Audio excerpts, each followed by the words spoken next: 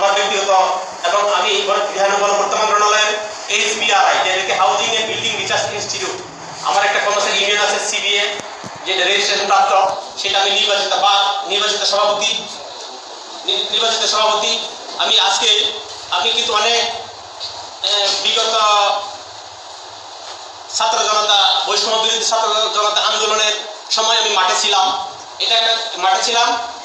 এই স্বৈরা শাসক এই বৈষম্য বিরোধী ছাত্র জনতা আন্দোলনের ছাত্রদের পক্ষে সরাসরি আমি মাঠে অংশগ্রহণ করি এবং পরবর্তী সময়ে আমি 18 তারিখ অ্যারেস্ট হই।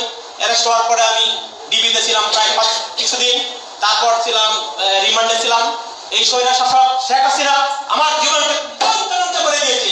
আমরা আন্দোলন করেছি বৈষম্যের বিরুদ্ধে, এই বাংলাদেশ আন্দোলন করেছে ছাত্র জনতা বৈষম্যের বিরুদ্ধে। সেই বৈষম্যের বিরুদ্ধে আন্দোলনে আমি সরকারি কর্মচারীদের পক্ষে অংশগ্রহণ করেছি।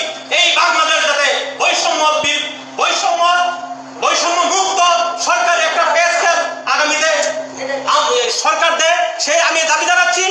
সবচেয়ে বড় কথা হচ্ছে আমি বক্তব্য দিতে এত এক্সপার্ট না, তারপর আমার আগে যারা বক্তব্য দিয়েছেন তারা অনেক সুন্দর সুন্দর কথা বলেছেন, অনেক ভালো ভালো কথা বলেছেন। শুধু আমি এইটুকু আমি আপনাদেরকে আশ্বস্ত করতে চাই, আমরা বিগত স্বৈর শাসকের বিরুদ্ধে যে আন্দোলন করেছিলাম তার মূল যে বিষয়টা ছিল বৈষম্য বিরোধী। সেই বৈষম্য বিরোধী সেই আন্দোলনের করে আমরা এই দেশকে 5 তারিখ একটা স্বাধীন করে এবং এই দেশের ছাত্র জনতার দাবির মুখে এই স্বৈর শাসক এই দেশ থেকে পালিয়েছে।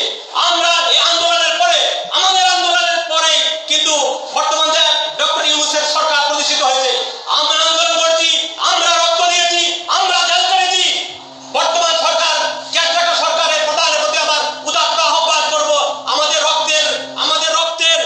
আন্দোলনের বিনিময়ে আপনি ক্ষমতায় বসছেন, সুতরাং আপনি আমার দৃষ্টিতে কিছু এনজিও কিছু লোক এনে এই কেয়ারটেকার গভর্নমেন্ট আপনি গঠন করেছেন, যে লোকগুলো আমার দৃষ্টিতে সে যোগ্য না।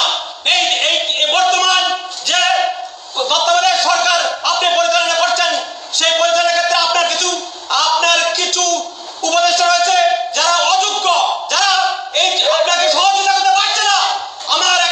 আমার মাননীয় প্রধান উপদেষ্টা মহোদয়, আপনার কাছে আমার বিনীত অনুরোধ, আমাদের এই শ্রমের বিনিময়ে, আমাদের এই রক্তের বিনিময়ে, আমাদের আন্দোলনের বিনিময়ে আপনি ক্ষমতায় এসেছেন।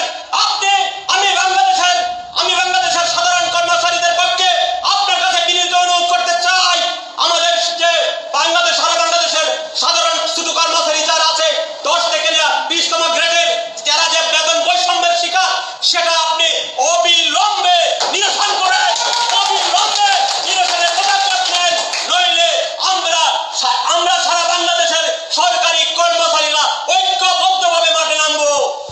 সম্মানিত অতিথিবৃন্দ, আমরা সাধারণ কর্মচারী খুব অভাব অনটনে বর্তমানে চলছে, আমাদের সংসার চলে না, আমরা ধার দেনা করে আমাদের পরিবার পরিজন নিয়ে চলাফেরা করছি।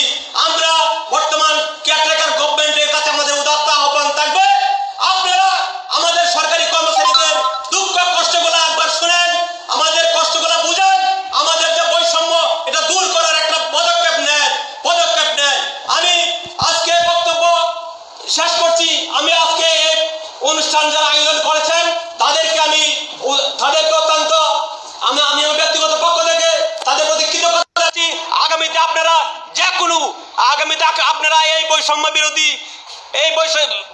বিরোধী যে কোনো আন্দোলনে এবং আমাদের সরকারি কর্মচারীদের নতুন পে স্কেল বাস্তবায়নের দাবিতে যে কোনো সভা সমাবেশ ডাকবেন, ইনশাল্লাহ আপনাদের সাথে আমি থাকবো, এই বলে আমার বক্তব্য শেষ করছি। সবাইকে ধন্যবাদ।